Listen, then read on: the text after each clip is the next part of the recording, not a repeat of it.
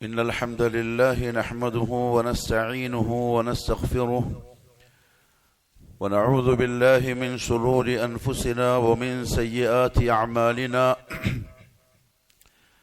من يهده الله فلا مضل له ومن يضلل فلا هادي له وأشهد أن لا إله إلا الله وحده لا شريك له وأشهد أن محمدا عبده ورسوله أرسله بالهدى ودين الحق ليظهره على الدين كله ولو كره المشركون اللهم صل على محمد وعلى آل محمد كما صليت على إبراهيم وعلى آل إبراهيم اللهم بارك على محمد وعلى آل محمد كما باركت على إبراهيم وعلى آل إبراهيم في العالمين إنك حميد مجيد أما بعد فإن خير الكلام كلام الله وخير الهدي هدي محمد صلى الله عليه وسلم وشر الأمور محدثاتها وكل محدثة بدعة وكل بدعة ضلالة وكل ضلالة في النار أيها الناس أوصيكم عباد الله وإياي أولا بتقوى الله أعوذ بالله من الشيطان الرجيم يا أيها الذين آمنوا اتقوا الله حق تقاته ولا تموتن إلا وأنتم مسلمون يا أيها الذين آمنوا اتقوا الله وقولوا قولا سديدا يصلح لكم أعمالكم ويغفر لكم ذنوبكم ومن يطع الله ورسوله فقد فاز فوزا عظيما يا أيها الناس اتقوا ربكم الذي خلقكم من نفس واحدة وخلق منها زوجها وبث منهما رجالا كثيرا ونساء واتقوا الله الذي تساءلون به والأرحام إن الله كان عليكم رقيبا അല്ലാഹുവിന്റെ സത്യവിശ്വാസികളായ അടിമകളെ, ഉടമസ്ഥനായ അള്ളാഹുവിന്റെ വിധിവിലക്കുകൾ സൂക്ഷിച്ചുകൊണ്ട് ജീവിക്കുവാനും അതിൽ കൂടി ദുനിയാവിലും നാളെ ആഖിറത്തിലും വിജയം കരസ്ഥമാക്കുവാനും ആദ്യമായി എന്നോടും തുറന്ന് നിങ്ങൾ ഓരോരുത്തരോടും ഉപദേശിക്കുന്നു, വസിയ്യത്ത് ചെയ്യുന്നു. അല്ലാഹു സുബ്ഹാനഹു വ തആല 4 മാസങ്ങളെയാണ് പരിശുദ്ധ ഖുർആനിലൂടെ പവിത്രമാണ് എന്ന് വിശേഷിപ്പിച്ചത്. മിൻഹാ അർബഅത്തുൻ ഹുറും. ആ 4 മാസങ്ങൾ ഏതാണ് എന്ന് റസൂലുള്ളാഹി സ്വല്ലല്ലാഹു അലൈഹി വസല്ലം ഓരോന്നിന്റെയും പേര് നമുക്ക് പറഞ്ഞു തന്നു. മുഹറം, റജബ്, പിന്നെ അടുത്തടുത്ത് നിൽക്കുന്ന ദുൽഖഅദ, ദുൽഹിജ്ജ. ഈ 4 പവിത്രമായ മാസങ്ങളിൽ അള്ളാഹുവിന് ഏറ്റവും ഇഷ്ടപ്പെട്ടത് ദുൽഹിജ്ജ മാസമാണ്. അഥവാ നമ്മൾ ഇന്ന് നിലകൊള്ളുന്ന ഈ മാസം. ഇന്ന് ദുൽഹിജ്ജ 2-ാം തീയതിയാണ്. അതെങ്ങനെയാ ദുൽഹിജ്ജ 2 നമ്മൾ പറഞ്ഞത്? നമ്മുടെ നാട്ടിൽ ഇന്നലെ മിനിയാന്ന് പിറ കണ്ടു, അങ്ങനെ ഇന്നലെ 1ആയി, ഇന്ന് 2ആയി. അതങ്ങനെ തന്നെ അംഗീകരിക്കലും അങ്ങനെ കൂടെ നിൽക്കലുമാണ് ഖൈർ. ന്യൂനപക്ഷം വരുന്ന ചില ആളുകൾ സൗദിയ ആധാരമാക്കി ദുൽഹിജ്ജയെ അവിടത്തെ പോലെ കണ്ടാൽ പ്രശ്നങ്ങളൊന്നുമില്ല, പക്ഷെ അത് ആളുകൾക്കിടയിൽ ഫിത്നയ്ക്കും ഫസാദിനും കാരണമാവും. ഫസാദുകളുടെ വാതിൽ അടക്കലാണ് എപ്പോഴും ഖൈർ. കാരണം ശൈത്താൻ നമുക്കിടയിൽ പ്രശ്നങ്ങൾ ഉണ്ടാക്കാൻ, മുവഹിദുകൾക്കിടയിൽ, നമ്മൾ മെമ്പറിന്റെ മുകളിൽ ഇസ്ലാമുമായി ബന്ധപ്പെട്ട, ഇസ്ലാമിന്റെ ആളുകളുമായി ബന്ധപ്പെട്ട കാര്യങ്ങൾ പറയുമ്പോൾ നമ്മൾ എപ്പോഴും മനസ്സിലാക്കേണ്ടത് നമ്മൾ പറയുന്നത് മുവഹിദുകളെ സംബന്ധിച്ചാണ്. ശിർക്ക് ചെയ്യുന്ന ആൾക്കാരെ സംബന്ധിച്ചിടത്തോളം നമ്മൾ മുസ്ലിം എന്ന അല്ലെങ്കിൽ മുഅ്മിൻ എന്ന പദം പ്രയോഗിക്കൂല. അപ്പോ ഒറ്റക്കെട്ടായി ഐക്യത്തോടെ ഉമ്മത്തിന്റെ മുന്നിൽ മാതൃകയാകേണ്ടുന്ന മുവഹിദുകൾക്കിടയിൽ ഫസാദ് ഉണ്ടാക്കാനുള്ള ചെറിയ ഒരു കാര്യം കിട്ടിയാൽ മതി, ശൈത്താൻ അതിനെ ഊതി കത്തിച്ച് വലിയ പ്രശ്നമാക്കി മാറ്റും. മനസ്സുകൾ തമ്മിൽ അകലും, വെറുതെയുള്ള വർത്തമാനങ്ങൾ ഉണ്ടാകും, നിലവിലുള്ള സ്വസ്ഥതയും സമാധാനവും നഷ്ടപ്പെടും. ഈ പരിശുദ്ധമായ ദുൽഹിജ്ജ മാസം ബഹുമാനപ്പെട്ട സലഫുകളായ ഉലമാക്കളുടെ അഭിപ്രായത്തിൽ പരിശുദ്ധ റമദാനിന്റെ ദിവസങ്ങളെക്കാൾ അഫ്ദലായ ദിവസങ്ങളാണ് 1 തൊട്ട് 10 വരെയുള്ള ദിവസങ്ങൾ. അല്ലാമ ഇബ്നു ഉസൈമീൻ റഹ്മഹുല്ലാഹു തആല അദ്ദേഹത്തിന്റെ ഒരു ദർസിൽ ശിഷ്യന്മാരോടൊരു ചോദ്യം ചോദിച്ചു.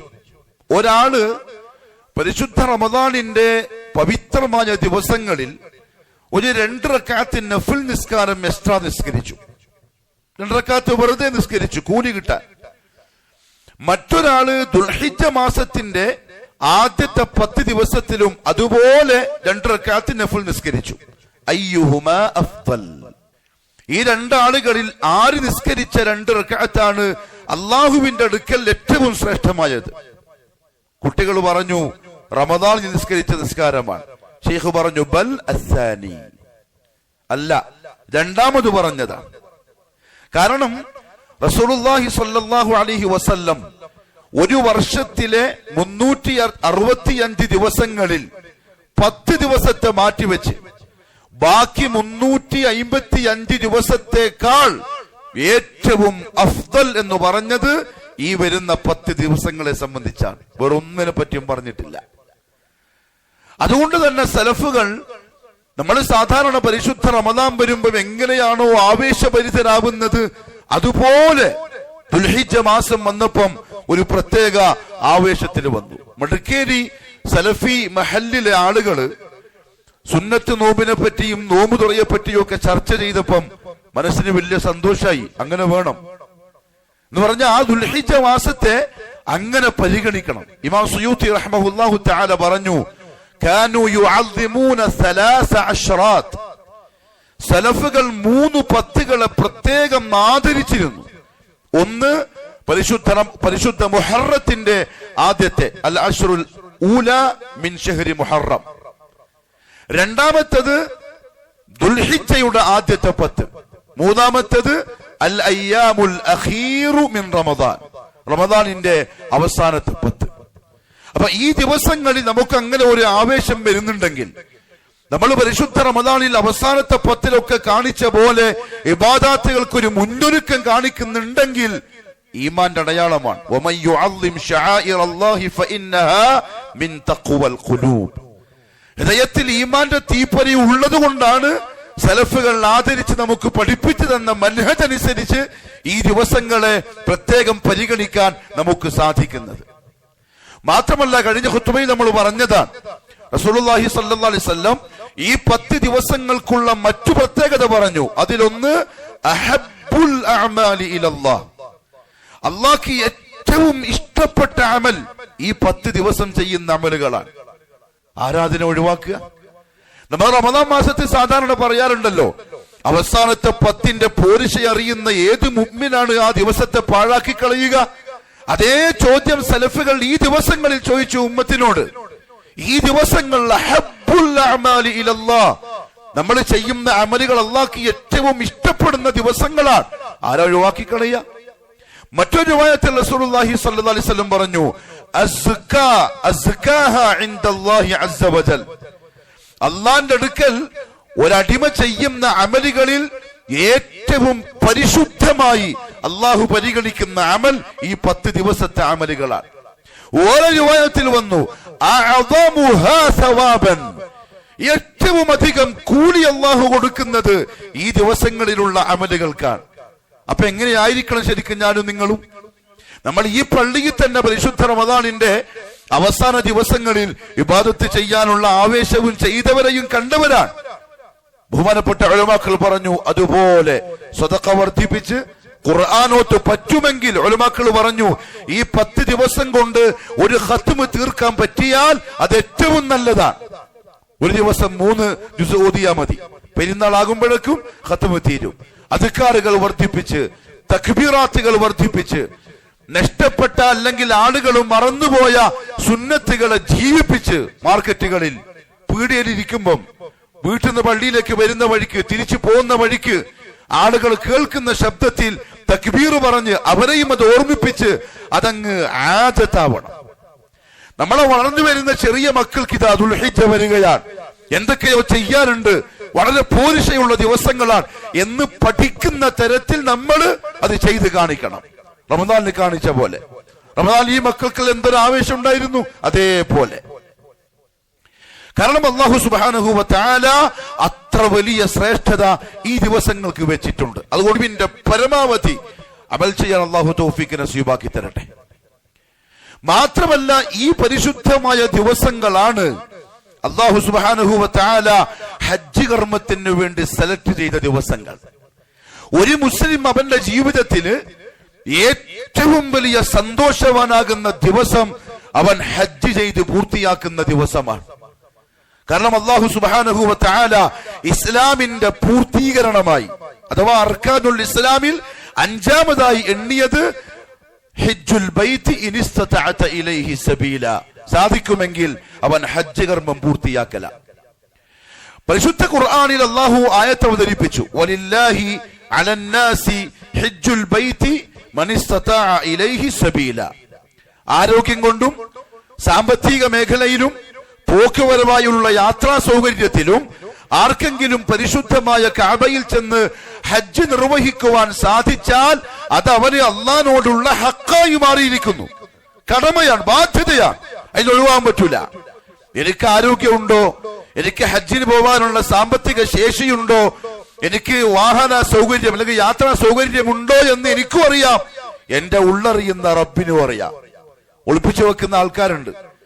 അല്ലെങ്കിൽ ഹജ്ജിനുള്ള സൗകര്യം മുന്നിൽ വന്നിട്ടും അത് പിന്നെയാവാം എന്ന് പറഞ്ഞ് താമസിപ്പിക്കുന്നവരുണ്ട്. അവർ ചെയ്യുന്ന കഥ എന്താ അറിയോ? അള്ളാഹിനോടുള്ള ഹക്ക് പൂർത്തിയാക്കാൻ താമസിപ്പിക്കുകയാണ്. അതിനിടയിൽ എങ്ങാനും അവന് മലക്കുൽ മൗത്ത് വന്ന് കൊണ്ടുപോയാൽ ഉടമസ്ഥനോടുള്ള ഹക്ക് പൂർത്തിയാക്കാതെ പോയവനായി മാറും. അല്ലാഹു കാക്കട്ടെ. ഇത് കേട്ടപ്പോൾ ഒരു സഹാബി വന്നു, യാ റസൂലല്ലാഹ് സ്വല്ലല്ലാഹു അലൈഹി വസല്ലം അഫീ കുല്ലി ആം. കാരണം സഹാബത്തിന് അല്ലാഹുവിന്റെ ഒരു കൽപ്പന വന്നാൽ പിന്നെ അങ്ങോട്ടും ഇങ്ങോട്ടും ചിന്തിക്കുന്ന പരിപാടിയില്ല, അത് പിന്നെ അങ്ങ് ചെയ്യലാണ്. അഫീ കുല്ലി ആം, ഇത് അല്ലാഹു ഈ പറഞ്ഞത് എല്ലാ വർഷത്തിലും ഹജ്ജിന് പോകണമെന്നാണോ? സക്കത്ത്. നബി സല്ലല്ലാഹു അലൈഹി വസല്ലം തങ്ങൾ മറുപടി പറഞ്ഞില്ല. അവര് പിന്നെയും ആവർത്തിച്ചു അഫീ കുല്ലി ആം, നബി ഒന്നും മിണ്ടിയില്ല. മൂന്നാമതും ആവർത്തിച്ചു അഫീ കുല്ലി ആം. റസൂലുള്ളാഹി സ്വല്ലല്ലാഹു അലൈഹി വസല്ലം തങ്ങൾ പറഞ്ഞൂല്ല, അല്ല, ലൗ ഖുൽതു നഅം, ഞാൻ അതേ എന്ന് നിങ്ങളോട് പറഞ്ഞിരുന്നുവെങ്കിൽ ലവജബ്, എല്ലാ വർഷവും നിങ്ങൾക്ക് പോകേണ്ടി വരുമായിരുന്നു. എന്നിട്ട് അല്ലാഹു റസൂൽ കാര്യം കൂടി പറഞ്ഞു, എന്താണോ ഞാൻ നിങ്ങളോട് പറയുന്നത് അത് കേട്ടങ്ങ് ചെയ്തോളുക, തിരിച്ചിങ്ങോട്ട് ചോദിക്കാതിരിക്കുക. ലാ തസ്അലു അൻ അശ്യാഅ ഇൻ തുബ്ദ ലക്കും തസ്കും. അല്ലാഹു ആയത്തിറക്കി ഈ സഹാബിന്റെ ചോദ്യവുമായി ബന്ധപ്പെട്ട്, ഇതാ ഞാനൊരു കാര്യം നിങ്ങൾക്ക് പറഞ്ഞെന്നാൽ റസൂലുള്ളാഹി സ്വല്ലല്ലാഹു അലൈഹി വസല്ലം തങ്ങൾ അതെന്താണ് എന്ന് നിങ്ങൾക്ക് മനസ്സിലാക്കി തരും. കേട്ടാൽ അതെങ്ങനെ ചെയ്തോളുക. പിന്നെ അതിന്റെ അപ്പുറത്ത് അങ്ങോട്ടും ഇങ്ങോട്ടും ആലോചിച്ച് ആവശ്യമില്ലാത്ത ചോദ്യങ്ങൾ ചോദിക്കരുത്, അത് ചിലപ്പോ നിങ്ങൾക്ക് ദോഷമായി മാറും. മൂസ നബിന്റെ ഖൗമ ചെയ്ത പോലെ പശുവിനെ അർത്ഥം മതിയായിരുന്നു. ഏതെങ്കിലും പശുവിനെ, തൊണ്ടനോ തൊണ്ടിയോ ചെറുതോ വലുതോ ഏതും ആയിക്കോട്ടെ, ഏത് കളറും ആയിക്കോട്ടെ, ബനൂ ഇസ്രായേൽ കുറച്ച് കടുപ്പം കാണിച്ചു. മൂസ അലൈഹിസ്സലാം, നീ നിന്റെ റബ്ബിനോടൊന്ന് ചോദിച്ചു നോക്കിയേ, പശുവിനെ അറക്കാൻ പറഞ്ഞല്ലേ, അത് എങ്ങനത്തെ പശു ആവണം? അള്ളാഹു കുറച്ച് കടുപ്പം കൂട്ടി. എങ്ങനത്തെ പശു ചോദിച്ചാൽ വയസ്സുള്ളതും ആയിക്കൂടാ, നന്നേ ചെറുതും ആയിക്കൂടാ, ആ കന്യക പ്രായത്തിലുള്ള പശുവിനെ തന്നെ വേണം. അവാനും ബൈനദാലിക്. മൂസ അലൈഹിസ്സലാം പറഞ്ഞു ഫഫ്അലു മാ തുഅ്മറൂൻ, ബേ നോക്കി പിടിച്ചിട്ട് വേ അർത്ഥോ, ഇനിയും ചോദിക്കാൻ നിൽക്കല്ല. പക്ഷെ ബനൂ ഇസ്രായേൽ അടങ്ങിയില്ല. അടുത്ത ചോദ്യം വന്നു. അത് നമുക്ക് നല്ലല്ല കേട്ടോ. ദീനിന്റെ കാര്യത്തിൽ ആവശ്യമില്ലാണ്ട് ചിന്തിച്ചിട്ട് അനാവശ്യ ചോദ്യങ്ങള് നല്ലല്ല. ചോദിച്ചെന്താ അറിയോ? മൂസ അലൈഹിസ്സലാം, എന്ത് കളറാ വേണ്ടത്? അല്ലാഹു കുറച്ചും കൂടി കടുപ്പാക്കി. ഖാല ഇന്നഹു യഖൂലു ഇന്നഹാ ബഖറത്തുൻ സഫ്റാ, മഞ്ഞ നിറം വേണം.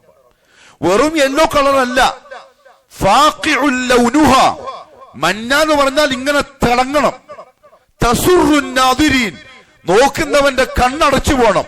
അത്ര നല്ല ഗോൾഡൻ കളറുള്ള പശുവിനെ തേടി പിടിച്ചോണം. ഓടി. ഇനി അതിനെ അറക്കാൻ പറ്റൂ, വേറെ ഒന്നിനെ അറുത്തൂടാ. ബനൂ ഇസ്രായേൽ ഓടി, നാട് മുഴുവനും ഓടി. കിട്ടി.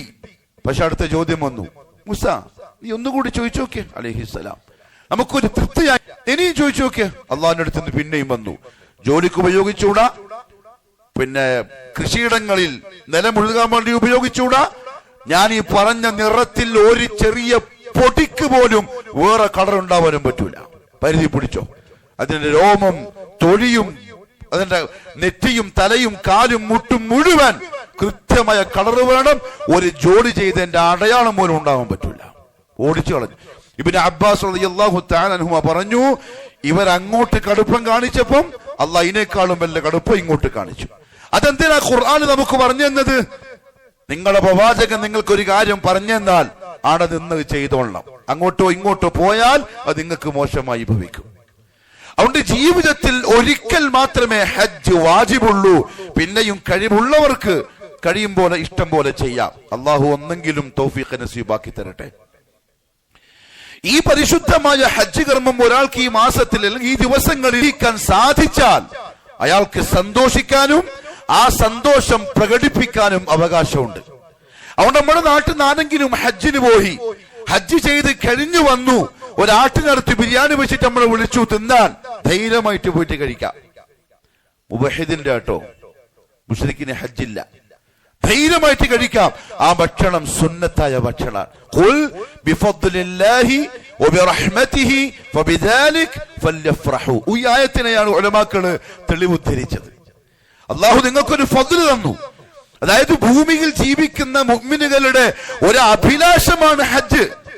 എങ്ങനെങ്കിലും അവിടെ ഒത്തിക്കിട്ടാൻ ഹജ്ജിന്റെ ആ 6 ദിവസങ്ങളിലുള്ള കർമ്മങ്ങളെ മനോഹരമായിട്ടൊന്ന് ചെയ്തു തീർക്കാൻ മുഹമ്മദ് സല്ലല്ലാഹു അലൈഹി വസല്ലം തങ്ങൾ പറഞ്ഞ പോലെ വമ്പിച്ച കൂലിയുമായി തിരിച്ചു വരാൻ അതിന് അള്ളാഹു ഒരാൾക്ക് അവസരം കൊടുത്താൽ ഫഫ്റഹു, നിങ്ങൾക്ക് സന്തോഷിക്കാം. സന്തോഷിക്കുന്ന അടിമക്ക് അവകാശമുണ്ട്. എന്തുകൊണ്ടറിയോ? അവന്റെ സ്വത്ത് ലക്ഷങ്ങൾ വേണം ഹജ്ജിന് പോവാൻ. ഇനി അവിടെ ചെന്നിട്ട് ശരീരം കൊണ്ട് ചെയ്യേണ്ട അമലാണ്. വെറുതെ ഇരുന്നാ പറ്റൂല. നടക്കണം, വിയർക്കണം, കഷ്ടപ്പെടണം. ചിലപ്പം വിശപ്പായിരിക്കും, ചിലപ്പോ ക്ഷീണിക്കും, അവശതയുണ്ടാവും. സമ്പത്ത് കൊണ്ടും ശരീരം കൊണ്ടും സമയം കൊണ്ടും ചെയ്യുന്ന ജിഹാദാണ് ഹജ്ജ്. തീർച്ചയായും സന്തോഷിക്കാം. മാത്രമല്ല റസൂലുള്ളാഹി സ്വല്ലല്ലാഹു അലൈഹി വസല്ലം അതിന് നമുക്ക് വഅദ ചെയ്തിരിക്കുന്ന പ്രതിഫലം തീർച്ചയായും ഈ ഹാജിയെയും ഹജ്ജുമ്മയെയും സന്തോഷിപ്പിക്കുന്ന പ്രതിഫലം കൂടിയാണ്. മുഹമ്മദ് സല്ലല്ലാഹു അലൈഹി വസല്ലം തങ്ങൾ പറഞ്ഞു, അൽ ഉംറതു ഇലൽ ഉംറതി കഫാറത്തുൻ ലിമാ ബൈനഹുമാ.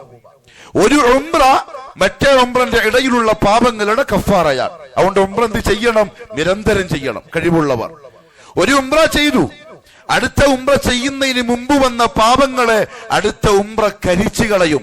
ഉംറ 1 മണിക്കൂറിന്റെ പണിയാണ്. പക്ഷെ എന്തിനാ ഇത്രയും വലിയ ഒരു പ്രതിഫലം വഅദ ചെയ്യപ്പെട്ടത്? അവിടെ എത്തലും അതിനുവേണ്ടി സമയം ചെലവഴിക്കലും ആ കഷ്ടപ്പാടും ഇത് കിട്ടാൻ അർഹമായ കഷ്ടപ്പാടാണ്. അതുകൊണ്ടാണ് അതിനോടൊപ്പം മുഹമ്മദ് സല്ലല്ലാഹു അലൈഹി വസല്ലം തങ്ങൾ ചേർത്തു പറഞ്ഞു, വൽ ഹജ്ജുൽ മബ്റൂർ. മബ്റൂറായ ഹജ്ജ്, നന്മകൾ മാത്രം ചെയ്ത, അള്ളാഹ്ക്ക് ഇഷ്ടമില്ലാത്ത കാര്യങ്ങളൊന്നും വന്നു പോവാതെ ശ്രദ്ധയോടെ സൂക്ഷ്മതയോടെ ശ്രദ്ധിച്ചു ചെയ്ത അതാണ് ഹജ്ജുൽ മബ്റൂർ. ലൈസ ലഹു ജസാഉൻ ഇല്ലൽ ജന്ന. അതിന് സ്വർഗമല്ലാതെ മറ്റൊരു പ്രതിഫലവും അല്ലാഹു സുബ്ഹാനഹു വ തആല വഅദ ചെയ്യുന്നില്ല. എന്ന് പറഞ്ഞാൽ ഹജ്ജുമ്മ ഹജ്ജ് കഴിഞ്ഞു വന്ന് മരിക്കുന്നത് വരെ ശരിക്കുള്ള ഹാജിയായി ഹജ്ജുമ്മയായി ജീവിച്ചാൽ ലൈസ ലഹു ജസാഉൻ ഇല്ലൽ ജന്ന. ഓന്റെ കൂലി സ്വർഗം തന്നെയാണ്. അല്ലാഹു തൗഫീഖ് നസീബാക്കി തരട്ടെ. മാത്രമല്ല മുഹമ്മദ് സല്ലല്ലാഹു അലൈഹി വസല്ലം തങ്ങൾ പറഞ്ഞു, ഫമൻ ഹജ്ജ ലില്ലാഹ്, അല്ലാഹുവിന് വേണ്ടി ആരെങ്കിലും ഹജ്ജ് ചെയ്താൽ എന്ന് പറഞ്ഞാൽ എന്തിനല്ല, അൽ ഹാജ് എന്ന് എഴുതിയിട്ട് പേര് എഴുതാൻ വേണ്ടിയിട്ടല്ല. അല്ലെങ്കിൽ ഈ നോട്ടീസിന് പേര് വരുമ്പം അൽ ഹാജി ഇന്ന ആള് എന്ന് പറയാനല്ല. ഇല്ലെങ്കിൽ മടിക്കേരിക്കാര് പറയുമ്പം നമ്മുടെ ഹാജിക്ക എന്ന് പറയാനല്ല, നമ്മളെ മറ്റേ ഹജ്ജുമ്മ എന്ന് പറയാനല്ല. മൻ ഹജ്ജ ലില്ലാഹ്. കാരണം ഇവന് തോന്നിപ്പോവും ചിലപ്പോ, ഞാൻ ഈ 6-7 ലക്ഷം ഉറുപ്പ്യ ചെലവാക്കിയിട്ട് ഒരുത്തം പോലും എന്നെ ഹാജി എന്ന് വിളിക്കുന്നില്ലല്ലപ്പാ. ഞാൻ ഇത്ര കഷ്ടപ്പെട്ട് എന്റെ ഉള്ള പൊന്നു മൊത്തം വിറ്റിട്ട് ഹജ്ജിന് പോയി വന്നിട്ടും ഒരുത്തി പോലും എന്നെ ഇതുപോലെ ഹജ്ജുമ്മാന്ന് വിളിച്ചില്ല. പിന്നെന്തിനിപ്പോ ഞാൻ ഇത്ര കഷ്ടപ്പെട്ട് പോയിനി? ആ പോയതും പോയി, ആ കഷ്ടപ്പാടും പോയി, ആ പൊന്നും പോയി. മൻ ഹജ്ജ ലില്ലാഹ്, എന്റെ റബ്ബിന് വേണ്ടി ആരെങ്കിലും, അള്ളാഹ്ക്ക് വേണ്ടി ഒരുത്തൻ ഹജ്ജ് ചെയ്താൽ, അള്ളാഹു തൗഫീഖ് നസീബാകട്ടെ. അതൊക്കെ കുറച്ച് ആൾക്കാർക്കേ കിട്ടുള്ളൂ. മൻ ഹജ്ജ ലില്ലാഹ്. ഒരുപക്ഷെ ലിബിയയിൽ നിന്നും ഹജ്ജിന് വേണ്ടി പോയ ചങ്ങാതിയില്ലേ, അത് അയാളെ നീയത്തിന്റെ കടുപ്പായിരിക്കും. അതൊന്നും തമാശയിട്ട് കളയാൻ കഴിയില്ല. 2 പ്രാവശ്യം വിമാനം റൺവേയിൽ തിരച്ചിറക്കി 3-ാമത്തെ പ്രാവശ്യം അയാളെയും കൊണ്ട് പറന്നുവെങ്കിൽ അതൊരു ഇക്റാമായിരിക്കാം. കറാമത്തായിരിക്കാം, അയാളുടെ മനസ്സിന്റെ ഉള്ളിലെ നിയ്യത്തിന്റെ ഇഖ്ലാസിന്റെ ബലമായിരിക്കാം. തള്ളിക്കളയാനൊന്നും പറ്റൂല. പക്ഷെ പേടി എന്താണെന്നറിയോ? ഇനി ചങ്ങായിക്ക് പച്ച ഷാലിട്ട് കൊടുക്കുമെന്നും അറിയില്ല. അതാ വലിയ പേടി. ഉമ്മത്തിന്റെ അവസ്ഥ അങ്ങനെയാണ്. അള്ളാഹ്ക്ക് വേണ്ടി ആരെങ്കിലും ഹജ്ജ് ചെയ്താൽ പിന്നെയോ ഫലം യർഫുസ് വലം യഫ്സുഖ്, അവൻ ഭാര്യയുമായിട്ടാണ് ഹജ്ജിന് പോയതെങ്കിൽ ശാരീരിക ബന്ധത്തിൽ ഏർപ്പെട്ടില്ല, അതേപോലെ തന്നെ മറ്റു പാപകരമായ കാര്യങ്ങളിൽ ഒന്നും ഏർപ്പെട്ടിട്ടില്ലെങ്കിൽ അയ്യാമുത്ത ശരീക്കിന്റെ ദിവസവും കഴിഞ്ഞ് അവൻ നാട്ടിലേക്ക് തിരിച്ചു വരുന്ന റജഅ കയൗമി വലദത്ഹു ഉമ്മു, ഓന്റെ ഉമ്മ ഓനെ പ്രസവിച്ച ദിവസം എത്ര ക്ലിയർ ആണോ അതേപോലെ ആയിരിക്കും വിമാനം വന്നിറങ്ങുക എന്ന് പറഞ്ഞാൽ അവന്റെ ഹൃദയത്തെ പൊത്തിപ്പിടിച്ചിരിക്കുന്ന പാപങ്ങളുടെ കറകൾ മുഴുവൻ റബ്ബുൽ ഇസ്സത്ത് കഴുകി ശുദ്ധിയാക്കി ഒരു പുതിയ മനുഷ്യനായിട്ട് തിരിച്ചിറക്കി തരും. പിന്നെ അങ്ങോട്ട് ശ്രദ്ധിച്ചാൽ നല്ല വെളുത്ത കൽവുമായിട്ട് അല്ലാഹുവിന്റെ അടുത്തേക്ക് പോവാം. അതാ ഹാജിക്ക് കിട്ടുന്ന ഒരു ഗുണം. അതുകൊണ്ട് തന്നെ അത്രയും വലിയ പുണ്യമുള്ളത് കൊണ്ട് തന്നെ ഒരു ആ കർമ്മം നിർവഹിക്കാൻ സാധിച്ചാൽ സന്തോഷിക്കാനുള്ള അവകാശമുണ്ട്. ഒരിക്കൽ ആയിഷ റളിയല്ലാഹു തആല അൻഹ റസൂലുള്ളാഹി സ്വല്ലല്ലാഹു അലൈഹി വസല്ലം തങ്ങളോട് ചോദിച്ചു, യാ റസൂലല്ലാഹ്, നറൽ ജിഹാദ അഫ്ദലൽ അഅമാൽ, നമ്മൾ ചെയ്യുന്ന അമലുകളുടെ കൂട്ടത്തിൽ ജിഹാദിന് നമ്മൾ കാണുന്നത് ഏറ്റവും ശ്രേഷ്ഠമായ അമലായിട്ടാണ്. പക്ഷെ ഈ 10 ദിവസം നമ്മൾ ചെയ്യുന്ന 2 റക്അത്ത് നിസ്കാരം, 2 റുപ്യന്റെ സദഖ, ഒരു നോമ്പുറപ്പിക്കൽ ഈ ജിഹാദിനേക്കാൾ അഫ്ദലാണ്. 3 റിവായത്തിലും അത് വന്നു. ഈ ജിഹാദിനേക്കാൾ അഫ്ദലാണ് ഈ 10 ദിവസം ചെയ്യുന്ന അമൽ. പ്രിയപ്പെട്ടവരെ, നഷ്ടപ്പെടുത്തണ്ട. ആയിഷ ബീവി ചോദിച്ചു, നമ്മൾ ജിഹാദിനെ ഏറ്റവും വലിയ അമലായിട്ടാണ് കാണുന്നത്, അഫലാ നുജാഹിദ്, അപ്പൊ നമ്മൾ പെണ്ണുങ്ങൾക്കും അത് വേണ്ടേ? നമ്മളും അങ്ങയോടൊപ്പം യുദ്ധത്തിന് വന്നോട്ടെ? ഖാൽ, മുഹമ്മദ് സല്ലല്ലാഹു അലൈഹി വസല്ലം പറഞ്ഞു, ലകിന്ന അഫ്ദലൽ ജിഹാദി വഅജ്മലഹു ഹജ്ജും മബ്റൂർ, ഏറ്റവും ശ്രേഷ്ഠമായ ജിഹാദും അതിലേറ്റവും മനോഹരമായ ജിഹാദും ഒരാൾ ചെയ്യുന്ന മബ്റൂറായ ഹജ്ജാണ്. തെറ്റുകളൊന്നും വരാതെ സൂക്ഷ്മതയോടെ ചെയ്യുന്ന ഹജ്ജ്. ഒരു ദിവസം റസൂലുള്ളാഹി സ്വല്ലല്ലാഹു അലൈഹി വസല്ലം തങ്ങൾ പറഞ്ഞു സഹാബത്തിനോട്, സഹാബാക്കളെ, ഹാജിമാരുടെയും അതേപോലെ ഉംറ നിർവഹിക്കാൻ പോകുന്നവരുടെയും മഖാം നിങ്ങൾക്കറിയോ? അവരുടെ വില, അഥവാ അള്ളാഹു അവർക്ക് ആ തൗഫീഖ് തന്നെങ്കിൽ അവരെ അള്ളാഹു ഏത് ദറജയിലായി എത്തിച്ചെന്നറിയോ? അൽ ഹുജ്ജാജു വൽ ഉംറാറു വഫ്ദുല്ലാഹ്, ഹാജിമാരും ഉംറ ചെയ്യുന്നവരും അള്ളാഹുവിന്റെ അതിഥികളാണ്, ഗസ്റ്റാണ്. ഓന്റെ ഏറ്റവും ആദ്യത്തെ വീട്ടിലേക്ക് വിളിച്ചു വരുത്തിയ, ശരിയാണ്, ഓന്റെ വിളിക്കുത്തരം നൽകാൻ അള്ളാഹു തൗഫീക്ക് കൊടുക്കാത്തവർക്ക് അവിടെ എത്താൻ കഴിയില്ല. എത്ര പൈസ ഉണ്ടായിട്ടും കാര്യമില്ല, എത്ര വലിയ ആരോഗ്യവനായിട്ടും കാര്യമില്ല. തന്റെ ബിസിനസ്സും കച്ചവടവും മറ്റു കാര്യങ്ങളും ഒക്കെ വിശ്വസ്തരായ ആളുകളെ ഏൽപ്പിച്ച് പോകാൻ പറ്റുന്ന ഒരവസ്ഥ ഉണ്ടെങ്കിലും എത്താൻ പറ്റൂല. ഇബ്രാഹിം, പണി പൂർത്തിയായില്ലേ? എന്റെ പോരന്റെ ആ പൂർത്തിയായി, എന്നെ വിളിച്ചോളിൻ, ഇനി എന്റെ അടിമകളെ വിളിച്ചോളിൻ, അവർ വരട്ടെ, ഹജ്ജ് വന്ന് നിർവഹിക്കട്ടെ. മുഹമ്മദ് സല്ലല്ലാഹു അലൈഹി വസല്ലം ചോദിച്ചു, പറഞ്ഞു, യാ റസൂലല്ലാഹ്, ഇബ്രാഹിം അലൈഹിസ്സലാത്തു വസ്സലാം പറഞ്ഞു, അല്ലാഹുവേ, ആര് കേൾക്കാനാ? ഞാൻ ഈ മക്കത്തുനിന്ന് വിളിച്ചാൽ ആര് കേൾക്കാനാണ്? 4 ഭാഗത്തും വലിയ വലിയ പർവ്വതങ്ങളാൽ ചുറ്റപ്പെട്ട ഈ നാട്ടിൽ നിന്ന് ഞാൻ ഇവിടെ നിന്ന് വിളിച്ചിട്ട് ആര് കേൾക്കാൻ, ആര് വരാൻ? മുഹമ്മദ് സല്ലല്ലാഹു അലൈഹി വസല്ലം പറഞ്ഞു, അള്ളാഹു പർവ്വതങ്ങളെ ഇബ്രാഹിമിന്റെ ശബ്ദത്തിന് മുന്നിൽ താഴ്ത്തിക്കൊടുത്തു. അള്ളാഹ് പറഞ്ഞു, വിളിച്ചാ മതി, കേൾപ്പിക്കേണ്ട ആള് ഞാനാണ്, ഞാൻ കേൾപ്പിച്ചോളാം. ഇബ്രാഹിം അലൈഹിസ്സലാം ഉറക്കെ വിളിച്ചു പറഞ്ഞു, യാ ഇബാദല്ലാഹ്, അള്ളാന്റെ അടിയാറുകളെ, പള്ളിയുടെ പണി പൂർത്തിയായിട്ടുണ്ട്, ഹജ്ജ് കർമ്മം നിർവഹിക്കാൻ വന്നുകൊള്ളുക. ആ വിളിക്കുത്തരം കൊടുക്കാൻ അള്ളാഹു ആർക്കാണോ തൗഫീഖ് എഴുതിയത് അവൻ അവിടെ എത്തിയിരിക്കും. മിൻ കുല്ലി ഫജ്ജിൻ അമീഖ്, ഏതെങ്കിലും ഉഗാണ്ടയിലോ അല്ലെങ്കിൽ ഗുദാമിലോ കുഗ്രാമത്തിലോ മരുഭൂമിയിലോ മലഞ്ചെരുവിലോ മലമുകളിലോ താമസിക്കുന്നവനാണെങ്കിലും ആ വിളിക്ക് കേൾക്കാനുള്ള തൗഫീഖ് അല്ലാഹു കൊടുത്തിട്ടുണ്ടെങ്കിൽ ഹറമിന്റെ മുറ്റത്തെത്തിയിരിക്കും. റസൂലുള്ളാഹി സ്വല്ലല്ലാഹു അലൈഹി വസല്ലം പറഞ്ഞു, അല്ലാഹു അങ്ങനെ എത്തിക്കും, അവർ അള്ളാന്റെ അതിഥികളാണ്. എന്നിട്ട് പറഞ്ഞു, ആ അതിഥികളോട് അല്ലാഹു കാണിക്കുന്ന ഏറ്റവും വലിയ കറം എന്തായിരിക്കും എന്നറിയോ? നമ്മുടെ വീട്ടിലേക്കും ആരെങ്കിലും അതിഥി വന്നാൽ നമ്മൾ ഏറ്റവും നല്ല നിലക്കായിരിക്കും അതിഥിയോട് പെരുമാറുക. ചിലപ്പം ഭാര്യ വരെ സംശയിച്ചു പോകുമ്പോ ഇയാൾക്ക് ഇത്രയും നല്ല സ്വഭാവമല്ല ഉണ്ടായിരുന്നോ.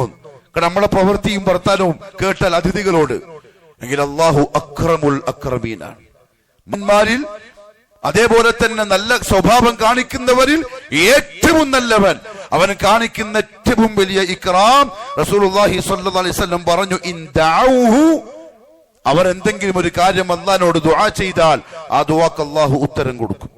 വ ഇൻ ഇസ്തഗ്ഫറൂഹു, അല്ലാഹുവോട് പാപമോചനം തേടിയാൽ ഗഫറ ലഹും, അല്ലാഹു അവർക്ക് പുറത്തു കൊടുക്കുകയും ചെയ്യും. അതായിരിക്കും ആ അതിഥികൾക്കുള്ള ഏറ്റവും നല്ല ഇക്റാം അല്ലാഹുവിന്റെ ഭാഗത്ത് നിന്നും. മറ്റൊരു പ്രാവശ്യം റസൂലുള്ളാഹി സ്വല്ലല്ലാഹു അലൈഹി വസല്ലം തങ്ങൾ പറഞ്ഞു, അത് നമുക്കും കൂടിയുള്ള ഒരു വർത്താനാണ്, യുഗ്ഫറു ലിൽ ഹാജി, ഹജ്ജ് ചെയ്യുന്ന ആൾക്ക് അല്ലാഹു പുറത്തു കൊടുക്കും. അതേപോലെ വലമൻ ഇസ്തഗ്ഫറ ലഹുൽ ഹാജു, ഹജ്ജ് ചെയ്യുന്ന ആള് ആർക്കൊക്കെ വേണ്ടി ഇസ്തിഗ്ഫാർ ചെയ്തുവോ അവർക്കും അല്ലാഹു പുറത്തു കൊടുക്കും. ഇപ്പൊ ഹജ്ജിന് പോകുന്ന ആളെ കണ്ടാൽ എന്തു പറയാം? എനിക്ക് വേണ്ടി ഒന്ന് ഇസ്തിഗ്ഫാർ പറയണേ. കാരണം പോവാൻ പോകുന്നത് ദുനിയാവിലെ ഖൈറു ബിഖാഇൽ അർദ്, ദുനിയാവിൽ അത്രയും നല്ല സ്ഥലം വേറെ കിട്ടാനില്ല, വേറെ ഇല്ല. കോടികൾ കൊടുത്താലും അങ്ങനത്തെ ഒരു സ്ഥലം വേറെ കിട്ടൂല. അവിടെ നിന്ന് നിങ്ങൾക്ക് വേണ്ടി ഇസ്തിഗ്ഫാർ പറയുമ്പം ഈ എന്നെയും ഒന്ന് ഓർത്തേക്കണേ ദുആയിൽ. കാരണം ഹാജി ആർക്കൊക്കെ വേണ്ടി ദുആ ചെയ്തുവോ അവരുടെ കാര്യത്തിലും അല്ലാഹു ദുആ സ്വീകരിക്കും. അത്ര ഉന്നതമായ കർമ്മമാണ് ഹജ്ജ് കർമ്മം. അത് ഈ ദിവസങ്ങളിലാണ് നടത്തപ്പെടുക. ഹജ്ജ് കർമ്മം ചുരുങ്ങിയ ദിവസങ്ങളിൽ ചെയ്തു തീർക്കാവുന്ന ചില അമലുകളാണ്. ഹജ്ജ് തുടങ്ങുന്നത് ദുൽഹിജ്ജ 8 അന്നാണ്, യൗമുത് തർവിയ എന്നാണ് ആ ദിവസത്തിന് പറയുക. ആ ദിവസത്തിന് ആ പേര് കിട്ടാൻ 2 കാരണങ്ങളാ കിതാബുകളിലുള്ളത്. ഒന്ന്, സാധാരണ ഹാജിമാർ ആ കാലത്ത് ഹജ്ജിന് വേണ്ടി പോകുമ്പം ദുൽഹിജ്ജ 8 അന്ന് മിനയിലേക്ക് താമസം മാറ്റും. അന്ന് മിനയിലാണ് അവരുടെ ളുഹർ, അസ്ർ, മഗ്രിബ്, ഇശാ നിസ്കാരങ്ങൾ. അപ്പൊ അവിടത്തേക്ക് ചെല്ലുമ്പം ഇനി അങ്ങോട്ട് അറഫ, മുസ്ദലിഫ, അത് കഴിഞ്ഞിട്ടുള്ള മിന, ഇത്രയും ദിവസങ്ങളിലേക്കുള്ള വെള്ളം അവർ കിണറുകളിൽ നിന്ന് ശേഖരിച്ച് അങ്ങോട്ട് കൊണ്ടുപോകും. തർവിയ എന്ന് പറഞ്ഞാൽ വെള്ളം ശേഖരിക്കുക എന്നാണ് അർത്ഥം. അതുകൊണ്ടാണ് ആ ദിവസത്തിന് ദുൽഹിജ്ജ 8 യൗമുത് തർവിയ എന്ന് പറയുന്നത്. ഇന്ന് ഇതിന്റെ ആവശ്യമില്ല. സൗദിക്ക് മനോഹര സംവിധാനങ്ങൾ ചെയ്തിട്ടുണ്ട്. അള്ളാഹു അവരെ അനുഗ്രഹിക്കട്ടെ.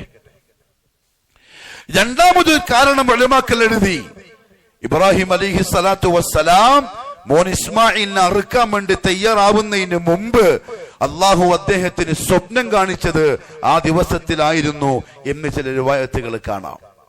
അതുകൊണ്ടാണ് യൗമുത് തർവിയ എന്ന് ആ ദിവസത്തിന് പേര് വന്നത്. എന്തായാലും ദുൽഹിജ്ജ 8 അന്ന് ഹജ്ജ് ആരംഭിക്കും.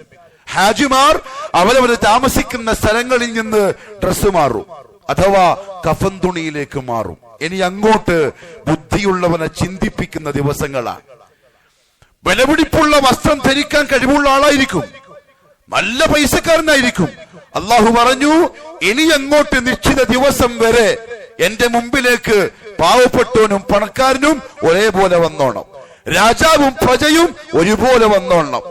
എത്ര വലിയ മാന്യനാവട്ടെ, വിദ്യാഭ്യാസം ഉള്ളവനാവട്ടെ, സ്കൂളിന്റെ പടി കാണാത്തവനാവട്ടെ, എന്റെ അടുത്തേക്ക് ഒരേപോലെ വന്നോളണം. ഒരു വെള്ള തുണിയും ഒരു വെള്ള പുതപ്പും, വേറൊന്നും പറ്റൂല. വിനയാന്വിതരായി അടിമകളായിട്ട് എന്റെ മുന്നിലേക്ക് വരണം.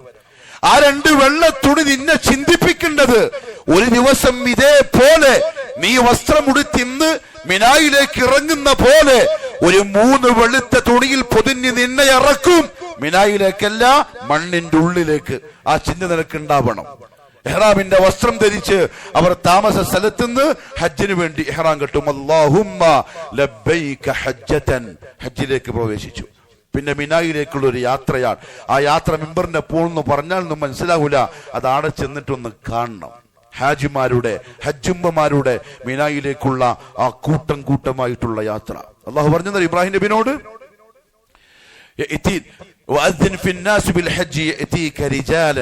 നടന്നുകൊണ്ട് ആൾക്കാർ വന്നോളും, വാഹനത്തിന്റെ മുകളിലായിട്ടും ആൾക്കാർ വന്നോളും, ഏതെങ്കിലും അങ്ങ് ഇടുങ്ങിയ മലഞ്ചെരിവെന്നും ആളുകൾ വന്നോളും. ആ ഒഴുക്കും ആ വരവും മിനായിലേക്ക് അന്ന് കാണാം. ദുൽഹിജ്ജ 8 അന്ന് മിനായിൽ വേറെ ഹാജിമാർക്ക് ജോലിയൊന്നുമില്ല. സൗദിയിൽ പിറ കണ്ടത് പ്രകാരം ഈ വരുന്ന വ്യാഴാഴ്ച ഹാജിമാർ എത്ര പേർ? ലക്ഷക്കണക്കിന് അടിയാറുകൾ മിനായിലേക്ക് എത്തും. മിന ഒരു 10-25-30 കിലോമീറ്റർ നീണ്ടു നിൽക്കുന്ന സ്ഥലമൊന്നുമല്ല. പക്ഷെ ആ സ്ഥലത്തിന്റെ പ്രത്യേകത എന്താ അറിയോ? 40, 50, 60, 70 ഇനി 1 കോടി ആളുകൾ വന്നോ മിനാന്റെ ഉള്ളിൽ അവർ ഒതുങ്ങും. അള്ളാഹു ഒതുക്കും. അത് അങ്ങനത്തെ ഒരു സ്ഥലമാണ്. ഷാഇർ അള്ളാഹു അത്ഭുതങ്ങൾ കാണിക്കുന്ന സ്ഥലങ്ങളിൽപ്പെട്ട സ്ഥലമാണ് മിന.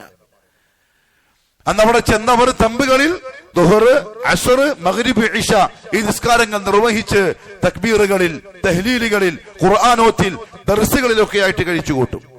പിറ്റേന്ന് ദുൽഹിജ്ജ 9 അന്ന് യൗമു അറഫ, അന്നാണ് ഹജ്ജ്.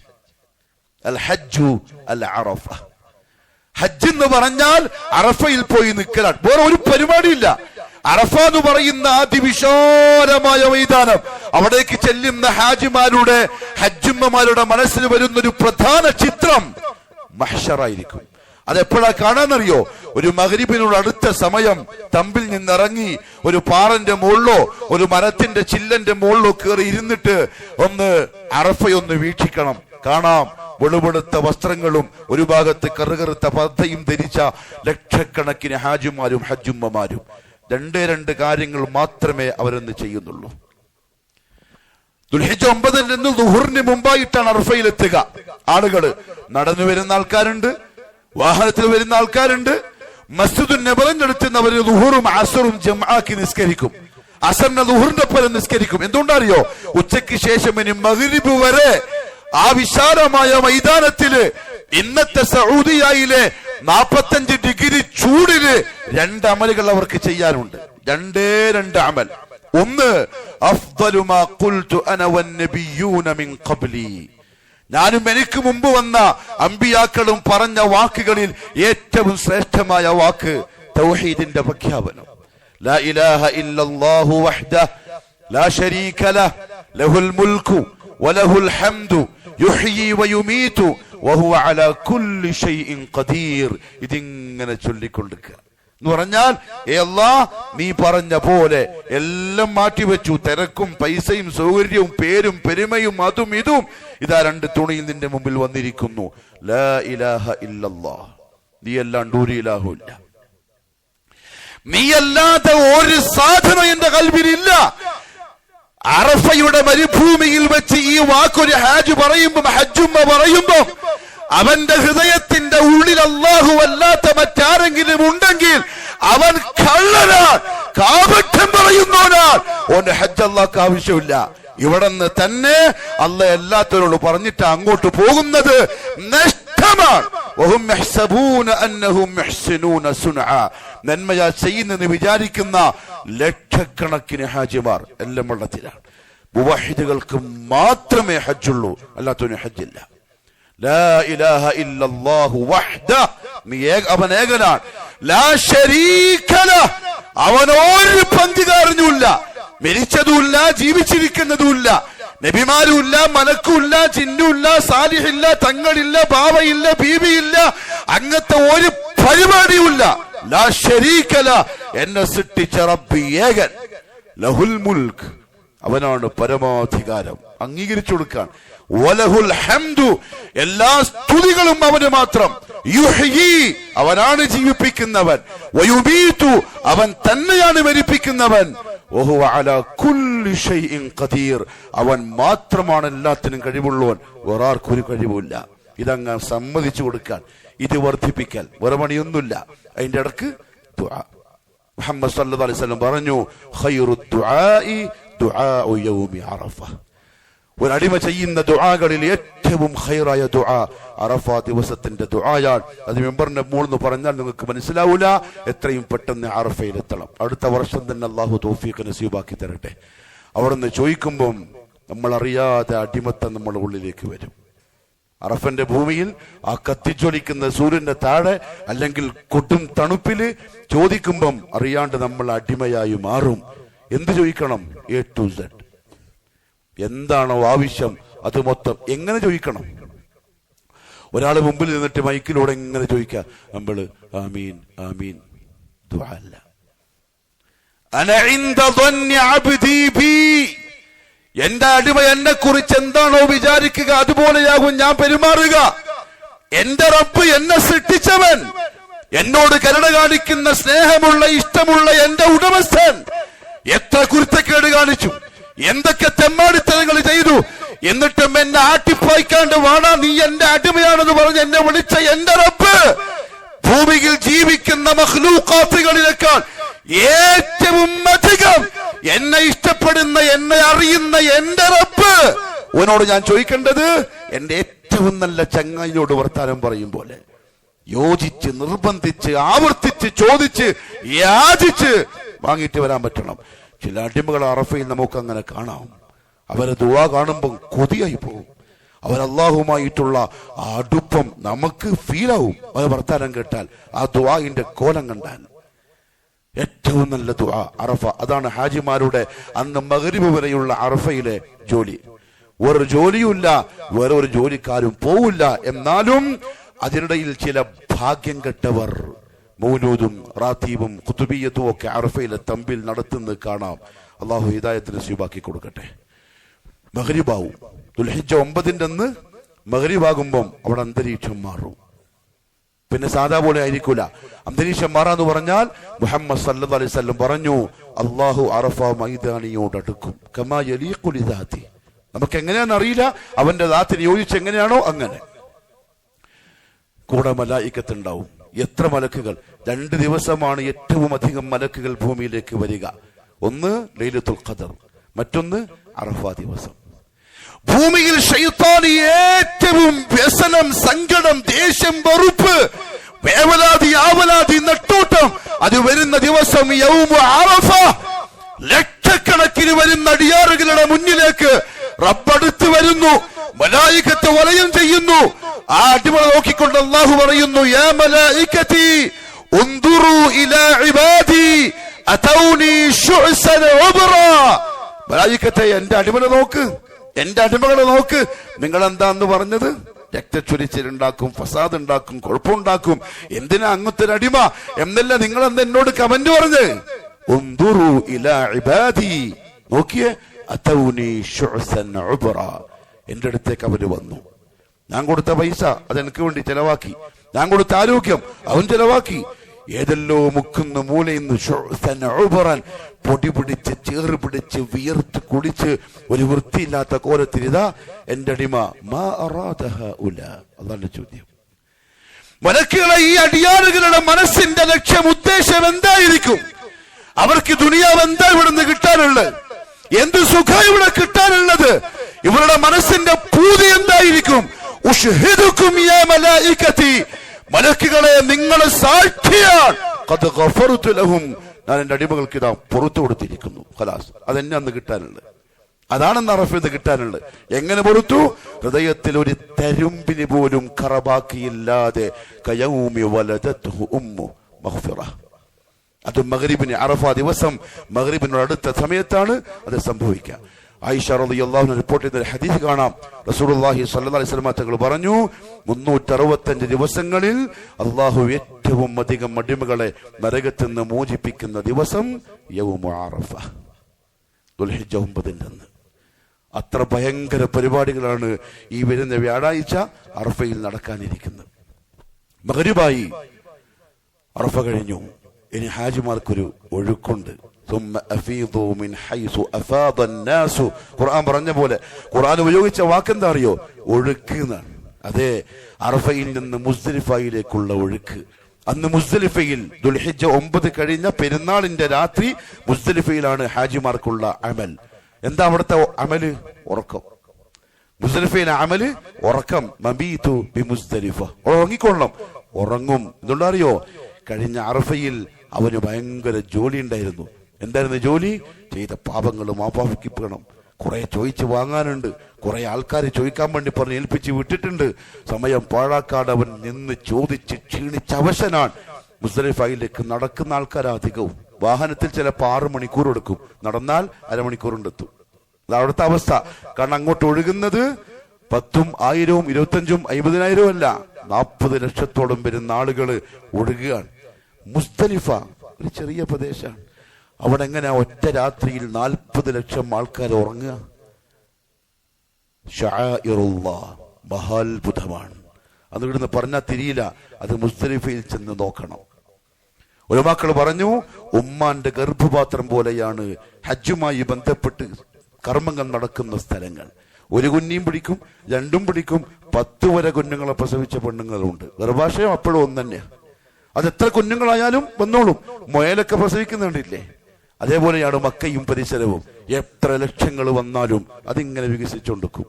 മുസ്ദലിഫിന്റെ മറ്റൊരു കുദറത്ത് എന്താ അറിയോ? ഒരു അള്ളാഹുവിന്റെ ഒരു അത്ഭുതം. അവിടെ സൗദി ഗവൺമെന്റ് അറഫ ദിവസം രാത്രി വന്നിട്ട് കല്ല് തട്ടുന്നുണ്ടാ. അവിടെ നിന്നാ കല്ല് പുറക്കുണ്ട്. ജംറയിൽ എറിയാൽ അവിടെ എണീച്ചിരുന്നിട്ട് കൈകൊണ്ട് മണ്ണും നിളക്കിയാൽ കല്ല് പുറത്തേക്ക് വരും. 72 കല്ല് വേണം ഒരു ഹാജിക്ക്. മൊത്തത്തിൽ എറിയാൻ ഒരു ഹാജിക്ക് 72 കല്ല് വേണം. അങ്ങനെ 40 ലക്ഷം ഇൻറ്റു 70, 72. എത്ര കല്ല് വേണം? ആരാ കൊണ്ടുവന്നിടുന്ന്? വഹുവ അലാ കുല്ലി ഷൈഇൻ ഖദീർ. ഹജ്ജ് കഴിഞ്ഞിട്ടും മുവഹിദാവാണ്ട് തിരിച്ചു വന്നോൻ പൊട്ടനാണ്. ഹജ്ജ് കഴിഞ്ഞിട്ടും തൗഹീദ് മനസ്സിലാവാതെ തിരിച്ചു വന്നവന്റെ പോക്ക് ശരിയായില്ല എന്നാണ് അതിന്റെ അർത്ഥം. പോയിട്ട് കിട്ടിയില്ല. മുസ്ദലിഫയിൽ വരും. അന്നെന്താ ഓർമ്മിപ്പിക്കണ്ടെന്നറിയോ? 6 അടി മണ്ണ്. മടക്കേരിയിലെ വലിയ പൈസക്കാരൻ, VIP. അവിടെ ചെന്നിട്ട് നോക്കുമ്പോ മെത്തയില്ല, AC ഇല്ല, ചൂടുവെള്ളമില്ല. എന്താ ഇപ്പൊ ഇങ്ങനെ? ഇതിങ്ങനെയാണ്, ഇത് ഖബറാണ്. തൊട്ടപ്പുറത്തുണ്ട് മടക്കേരിയിലെ ഏറ്റവും പാവപ്പെട്ട ഫക്കീറായ ഒരു മനുഷ്യൻ. 2 ആൾക്കാരും ഒരേ സ്ഥലത്ത് ഒരു ബെഡ്ഷീറ്റും പിരിച്ചിട്ട് കിടക്കും. 2 ആൾക്കും ഒരേ ഉറക്കം. ഞാൻ ബില്ലുവിനാണ്. അതൊന്നും ഇവിടെയില്ല. ഇത് അള്ളാഹു ഇന്ന് രാത്രിയിൽ മുഹമ്മദ് മുസ്തഫ സല്ലല്ലാഹു അലൈഹി വസല്ലമ തങ്ങളെന്ന VVIPനെക്കാളും വലിയ VIP ആണ് ഇവിടെ കിടന്നുറങ്ങിയത്. നീ ആരുമല്ല. ഓർക്കേണ്ടത് എന്താ അറിയോ? ഒരു ദിവസം ഇതേ മണ്ണിന്റെ താഴെ ഇതേപോലെ മണ്ണിൽ കിടക്കേണ്ടി വരും. അന്ന് രാത്രി അവിടെ ഉറങ്ങിക്കൊള്ളണം. അതുകൊണ്ട് എന്താ ചെയ്യാ? നടക്കുന്നതും അല്ലെങ്കിൽ വാഹനത്തിലോ പോയ ഹാജിമാര് മുസ്ദലിഫയിൽ എത്തി അതിന്റെ പരിധി നോക്കി മുസ്ദലിഫിന്റെ ഉള്ളിലാണെന്ന് കണ്ടാൽ എവിടെ സ്ഥലം കിട്ടിയോ അവിടെ വിരിച്ചോളണം. ഉള്ള ബെഡ്ഷീറ്റ് വിരിക്കുക. പിന്നെ നല്ല വലിയ ഗ്രൂപ്പൊക്കെ ആണെങ്കിൽ ചിലപ്പോൾ ചെറിയ ബെഡോ കമ്പിളിയൊക്കെ തരും. വിരിച്ചോളുക. കിടക്കുന്നത് ഓർമ്മയുണ്ടാവുള്ളൂ. ഉറങ്ങിപ്പോവും. പിറ്റേന്ന് രാവിലെ സുബ്ഹ് അവിടെ നിന്ന് നിസ്കരിക്കണം ജമാഅത്തായിട്ട്. സുബ്ഹ് നിസ്കരിച്ചിട്ട് കല്ല് പുറക്കണം. ആ കാഴ്ച ഒന്ന് കാണണം. ഇങ്ങനെ നോക്കുമ്പോൾ എല്ലാവരും ഇരുന്നിട്ടും ഇങ്ങനെ ചെല്ലുന്നുണ്ടാവും. കയ്യിലൊരു സഞ്ചി ഉണ്ടാവും, കല്ല് വാരിയിടും. അത് നാളിന്റെ ദിവസമാണ്. ഹാജിമാർക്ക് പെരുന്നാൾ നിസ്കാരമൊന്നുമില്ല. അവർക്ക് അന്ന് പണി. ഹാജിമാർക്ക് ദുൽഹിജ്ജ 10 അന്ന് പണി, പെരുന്നാൾ ദിവസത്തിന്റെ പണി. അന്നാണ് ഹജ്ജിന്റെ പ്രധാനപ്പെട്ട പണികളൊക്കെ. അവര് നേരെ കല്ലും പറക്കിയിട്ട് മക്കത്തേക്ക് പോകും, കഅബയിലേക്ക്. തവാഫുൽ ഇഫാദ, ഹജ്ജിന്റെ തവാഫ് ചെയ്യാൻ പറ്റുന്നവർ സഈൻ കൂടി ചെയ്യും. അല്ലെങ്കിൽ ആ സഈനെ പിന്നെ ലാസ്റ്റിലേക്ക് മാറ്റി വെക്കും. 2ഉം അനുവദനീയമാണ്. അത് കഴിഞ്ഞ് അവര് നേരെ മിനായിലേക്ക് വരും, ജംറയിലേക്ക് വരും കല്ലെറിയാൻ. ജംറത്തുൽ അഖബയിൽ 3ാമത്തെ ജംറയിൽ പെരുന്നാളിന്റെ അന്ന് 7 കല്ലുകൾ എറിയണം. ബിസ്മില്ലാഹി അല്ലാഹു അക്ബർ. എങ്ങനെ എറിയണം? ചില ആൾക്കാർ ഷൊയ്ബ് അക്തർ ഓടി വരുന്ന പോലെ ഓടി വരിക. ഏത് ബോൾ എറിയുന്ന പോലെ. കാരണം ആരെ അറിയാൻ പോകുന്നു? ഷെയ്ത്താൻ ഒറ്റ ഏറിലോന്റെ തല പൊട്ടിത്തെറിക്കണം. ആ ചിന്തയിൽ ആൾക്കാർ വന്ന് കല്ലെറിയ. അള്ളാന്റെ റസൂൽ എറിഞ്ഞു, ഞാൻ എറിയുന്നു. ബിസ്മില്ലാ അല്ലാഹു അക്ബർ. ഖലാസ്. 7 പ്രാവശ്യം. ചില ആളുകൾ കാട്ടിക്കൂട്ടുന്ന കാഴ്ചകളൊന്ന് കാണണം. തമാശയല്ല ഹജ്ജ്. അൽ ഇത്തിബാ ഖുദൂ അന്നി മനാസികകും. മുഹമ്മദ് സല്ലല്ലാഹു അലൈഹി വസല്ലം തങ്ങൾ പറഞ്ഞു, ഞാൻ ചെയ്യുന്നത് നോക്കി പഠിച്ചോളൂ, അങ്ങനെ ചെയ്തോളണം. ഷെയ്ത്താൻ അറിയുന്നൊന്നുമല്ല. അങ്ങനത്തെ ആരോ പറഞ്ഞുണ്ടാക്കിയതാണ്. ഷെയ്ത്താന്റെ പ്രതീകമാണ് കല്ലിന്. ആ കല്ലിന് കൊള്ളണമെന്നില്ല. ആൾക്കാർ ആ കല്ലിന് കൊണ്ടിട്ടില്ലെങ്കിൽ തെറ്റിപ്പോയി, പിന്നെ അടുത്ത കല്ലെടുത്ത് പിന്നെ അങ്ങോട്ട് അറിയും. അവിടെ ഒരു കല്ല് വെച്ചിട്ടുണ്ട് ജംറയിൽ, അതിന് കൊള്ളണമെന്നില്ല. മതി. ചില ആൾക്കാർ എറിയാൽ ഹാജിമാരെ തലക്കാണ്. കാരണം ഈ ദേശത്തിൽ അറിയുന്നത്, ഇറങ്ങിപ്പോ ഷെയ്ത്താന്, നീ കുറെ കാലമായി എന്റെ പരം കൂടി എന്നെ ബുദ്ധിമുട്ടിപ്പിക്കുന്നു, ഇനി വരാൻ പാടില്ല. ഒരു ഏറില് ഷെയ്ത്താൻ മരിച്ചു. അതൊന്നും ഉണ്ടാവില്ല. 7 പ്രാവശ്യം അള്ളാന്റെ റസൂലിനെ ഇത്തിബാ ചെയ്ത് ബിസ്മില്ലാ അല്ലാഹു അക്ബർ. എന്തിനാ അറിയുന്നു? അല്ലാഹു അഅലം. എന്റെ പ്രവാചകൻ എറിഞ്ഞു, അതുകൊണ്ട് ഞാനും എറിയുന്നു. കഴിഞ്ഞു. പിന്നെ അവര് ചെന്ന് അറുക്കണം ഹദിയ്, എന്നിട്ട് മുടി കളയണം. അതോടെ ഹജ്ജിന്റെ പ്രധാനപ്പെട്ട കർമ്മങ്ങൾ കഴിഞ്ഞു.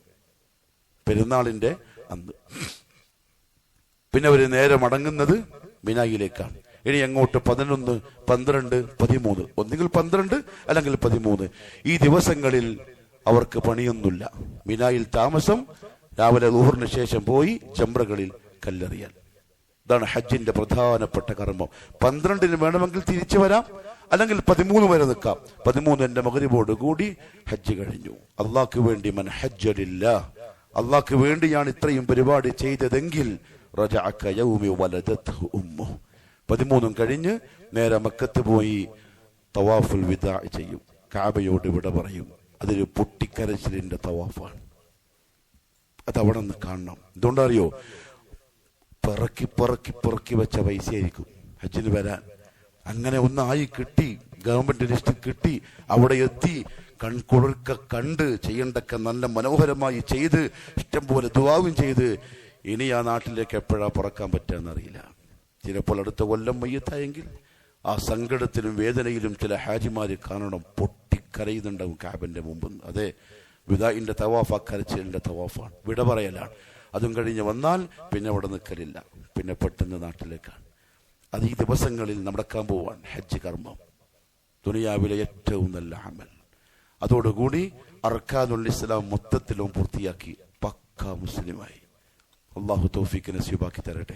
പ്രിയപ്പെട്ടവരെ, ഇന്ന് അവിടെ എത്തിയിട്ടുള്ള ഹാജിമാർക്ക്, ഹജ്ജുമ്മമാർക്ക് അള്ളാഹു സുബ്ഹാനഹു വ തആല ആഫിയത്ത് നസീബാക്കട്ടെ. അവിടെ വേറെ പ്രശ്നങ്ങളോ പരീക്ഷണങ്ങളോ ബുദ്ധിമുട്ടുകളോ ഒന്നും വരാതെ അള്ളാഹു ആ ഹാജിമാരെയും ആ നാടിനെയും നമ്മുടെ ബന്ധുക്കളെയും ഒക്കെ കാക്കുമാറാവട്ടെ. അഖൂലു ഖൗലി ഹാദാ വഅസ്തഗ്ഫിറുല്ലാഹൽ അലീം ലീ വലക്കും വലിജമീഇൽ മുഅ്മിനീന ഫസ്തഗ്ഫിറൂ ഇന്നഹു ഹുവൽ ഗഫൂറുർ റഹീം.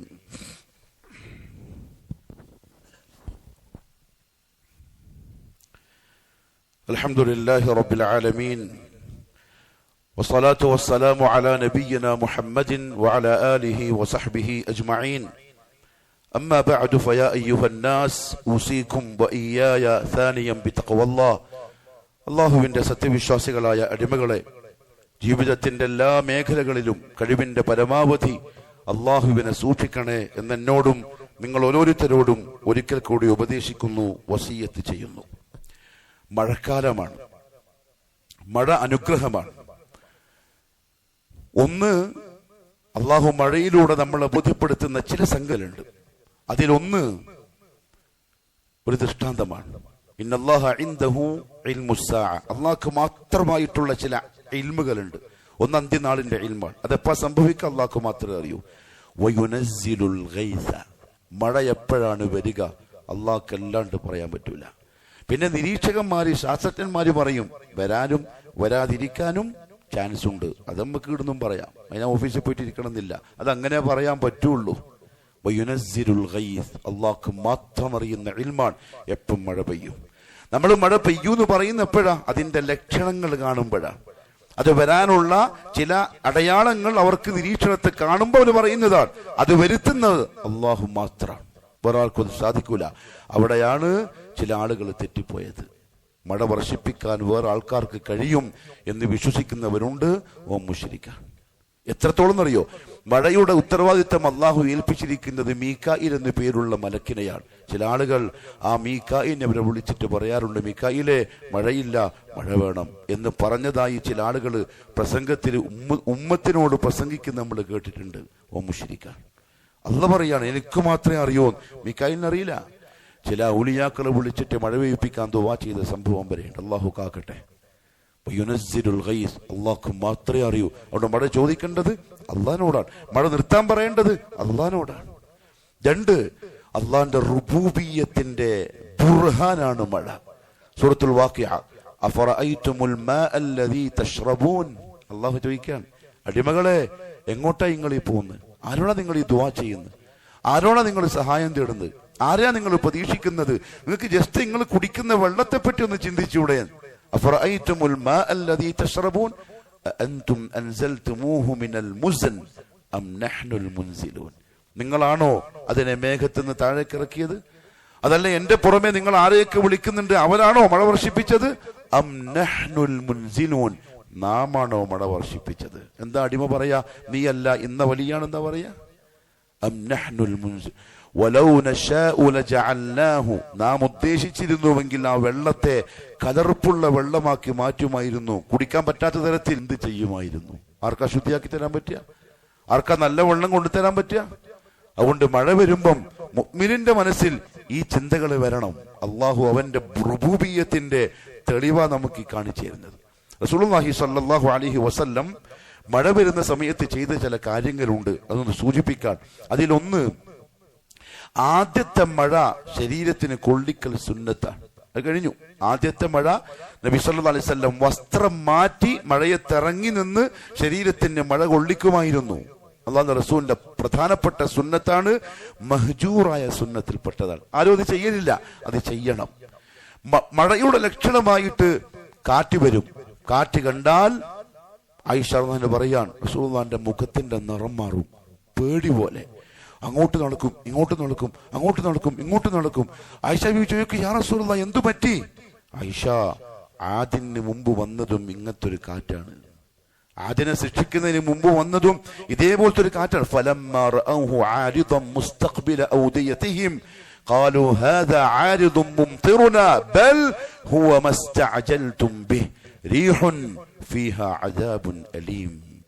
അത് നോക്കുമ്പോൾ ഒരു കാറ്റിങ്ങനെ വരുന്നുണ്ട്. അവരുടെ മലഞ്ചെരുവുകളിൽ അവർ കാറ്റ് വരുന്ന കാഴ്ച കാണുകയാണ്. അപ്പോൾ അത് പറഞ്ഞു, ഓ ഇതാ കാറ്റ് വരുന്നുണ്ട്, മഴയും കൊണ്ടാണ് വരുന്നത്. അള്ളാഹു പറഞ്ഞു, ബൽ ഹുവ മസ്തഅജൽതും ബിഹി, മഴയും കൊണ്ടുവന്നല്ല. നിങ്ങളുടെ പ്രവാചകനെ അനുസരണക്കേട് കാണിച്ചപ്പം ആ പ്രവാചകൻ നിങ്ങളോട് പറഞ്ഞില്ലേ, അനുസരണക്കേട് കാണിക്കല്ല അള്ളാഹു ശിക്ഷിക്കും. അപ്പൊ നിങ്ങൾ പറഞ്ഞു, എന്നാ പിന്നെ ശിക്ഷ വരട്ടെ. അതായി വരുന്നത് റീഹുൻ, ഒരു കാറ്റ്, ഫീഹാ അദാബുൻ അലീം, അതിൽ വേദനയുള്ള ശിക്ഷയാ ഉള്ളതല്ലാണ്ട് മഴത്തുള്ളികളല്ല. അള്ളാഹു പറഞ്ഞു, തുദമ്മിറു കുല്ല ശൈഇൻ ബിഅംരി റബ്ബിഹാ. സുബ്ഹാനല്ലാഹ്, അള്ളാഹുവിന്റെ വർത്താനം നോക്കി. തുദമ്മിർ, അത് തകർത്ത് കളയും. കുല്ല ശൈഇൻ, എല്ലാ വസ്തുക്കളെയും. ബിഅംരി റബ്ബിഹാ, ആ കാറ്റിന്റെ റബ്ബിന്റെ കൽപ്പന പ്രകാരം. കാറ്റ് അള്ളാഹിന്റെ മഖ്ലൂഖാണ്. ആരുടെ ഈ മനുഷ്യന്മാര് കളിക്കുന്നത്? ആരെയും മനുഷ്യന്മാരെ വെല്ലുവിളിക്കുന്നത്? കാറ്റ് അള്ളാഹിന്റെ മഖ്ലൂഖാണ്, കാറ്റിന്റെ റബ്ബാണ് അള്ളാഹു. ബിഅംരി റബ്ബിഹാ, ആ കാറ്റിനോട് അതിന്റെ റബ്ബ് കൽപ്പിച്ചു തകർത്ത് തരിപ്പണമാക്കാൻ. അതങ്ങ് തകർക്കും. അങ്ങനെ അവർ രാവിലെയായി നോക്കുമ്പോൾ അവര് താമസിക്കുന്ന വീട് ചിലപ്പോ ഉണ്ടാവും, ബാക്കി ഒരു സാധനം പോലും കണ്ണു കാണാത്ത രീതിയിൽ തുടച്ചു മാറ്റിയിട്ടുണ്ടാവും ആ കാറ്റ്. അള്ളാഹിനോട് തമാശ കളിക്കരുത്, അള്ളാഹിനെ കൊച്ചാക്കി കാണരുത്. മുഹമ്മദ് സല്ലല്ലാഹു അലൈഹി വസല്ലം ഇത് പറഞ്ഞിട്ട് പറയും, ആയിഷ ആ പേടിയോട്. പക്ഷെ അള്ളാഹുവിന്റെ റസൂൽ ജീവനോടെ ഉള്ളപ്പം അതാബ് വരൂല. റസൂലുള്ളാഹി തങ്ങൾ ദുആ ചെയ്യും, അല്ലാഹുമ്മ ഇന്നി അസ്അലുക ഖൈറഹാ വഖൈറ മാ ഉർസിലത്. ആ കാറ്റിന്റെ ഖൈർ ഞാൻ ചോദിക്കുന്നു, അത് കൊണ്ടുവന്നതിന്റെ ഖൈർ ഞാൻ ചോദിക്കുന്നു, അതിന്റെ ഷർറിന് ഞാൻ കാവൽ തേടുന്നു, അത് കൊണ്ടുവന്നതിന്റെ ഷർറിന് ഞാൻ കാവൽ തേടുന്നു. ഇത് സുന്നത്തായ ദുആയാണ്, വർദ്ധിപ്പിക്കണം. മഴ തുടങ്ങിക്കഴിഞ്ഞാൽ അല്ലാഹുമ്മ സയ്യിബൻ നാഫിഅ പറയുന്നുണ്ട്, എന്നാലും ഓർമ്മപ്പെടുത്തുന്നത് മാത്രം. അല്ലാഹുമ്മ സയ്യിബൻ നാഫിഅ, ഉപകാരമുള്ള മഴയാക്കണേ അല്ലാഹ്. മഴ കുറച്ച് കൂടുന്നുണ്ട്, അധികമായ പോലെ തോന്നുന്നുണ്ട്. എവിടെല്ലോ മരം പൊട്ടി വീണെന്നും മല പൊട്ടിന്നൊക്കെ കേൾക്കുന്നുണ്ട്. ഉടനെ തന്നെ അല്ലാഹുമ്മ ഹവലൈന വലാ അലൈന, അല്ലാഹുവേ നമുക്ക് പ്രയാസമുള്ള രീതിയിൽ ഈ മഴയാക്കല്ലേ. എന്നാൽ മഴ ഇല്ലാതെയോ ആക്കണ്ട, ചുറ്റുഭാഗത്തേക്ക് മലഞ്ചെരുവുകളിലേക്ക്, മരങ്ങളും മുളക്കുന്ന സ്ഥലത്തേക്ക്, മരുഭൂമിയിലേക്കൊന്ന് മാറ്റിത്തരിൻ. അനസ് റളിയല്ലാഹു പറയാണ്, ഒരു ദിവസം റസൂലുള്ളാഹി മിമ്പറിന്മേൽ ഖുതുബ ഓതിക്കൊണ്ടിരിക്കുകയാണ് മദീന പള്ളിയിൽ. മിമ്പറിന്റെ നേരെ മുമ്പുള്ള വാതിലിൽ കൂടെ ഒരു അറാബി കടന്നു വന്നു. ഖുതുബ ഓതിക്കൊണ്ടിരിക്കുകയാണ്.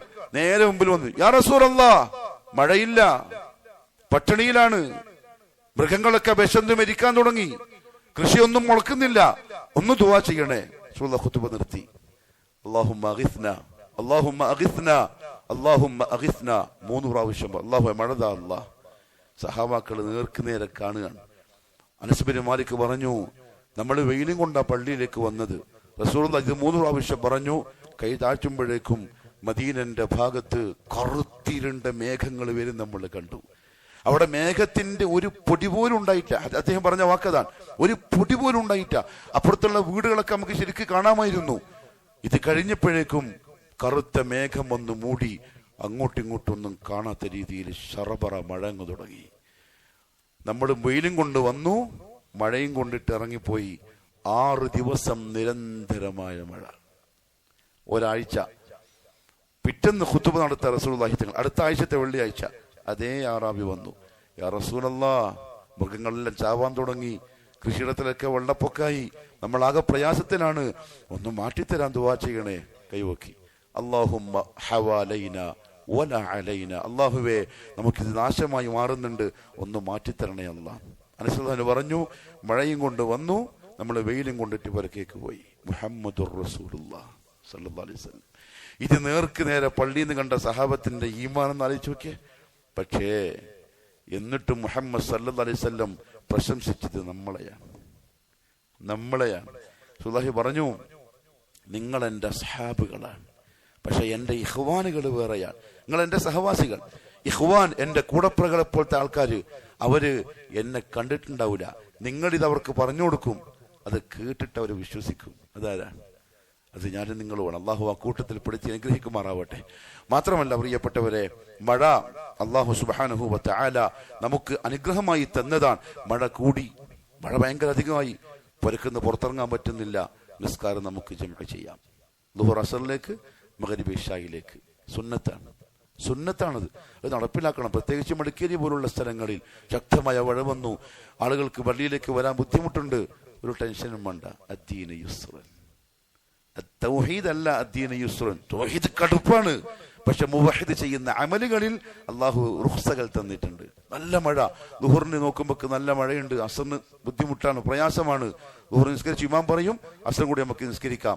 അസർ അതിന്റെ കൂടെ ജമ്മാക്കി നിസ്കരിച്ചിട്ട് പോയി, പിന്നെ അസറിന്റെ പള്ളിയിലേക്ക് വരണ്ട. അദ്ദീന യുസ്റൻ.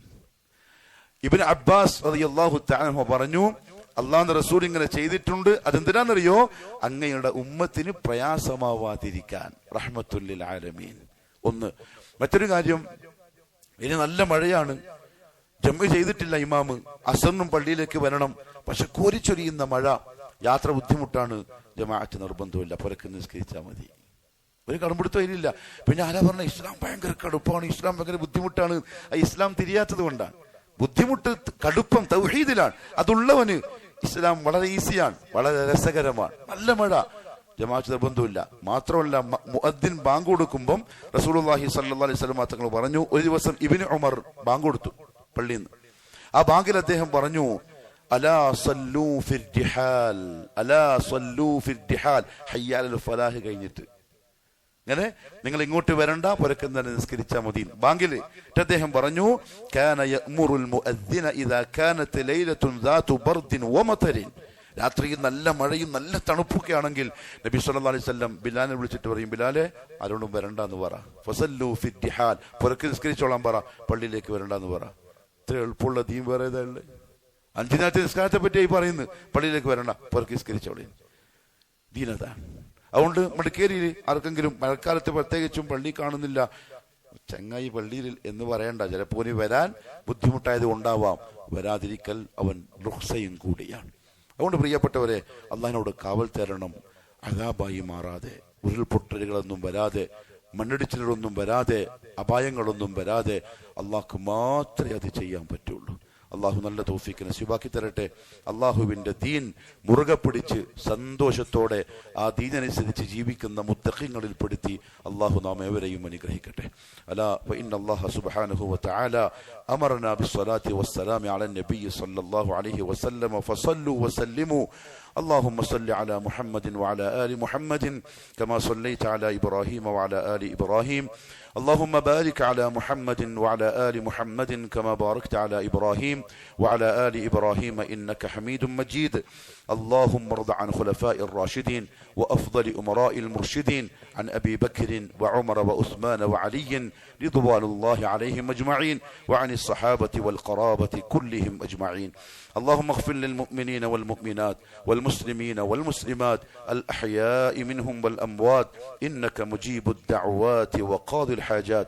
اللهم أعز الإسلام والمسلمين وأذل الشرك والمشركين، وانصر الإسلام والمسلمين والمجاهدين في سبيلك يا رب العالمين. ربنا آتنا في الدنيا حسنة وفي الآخرة حسنة وقنا عذاب النار. وصلى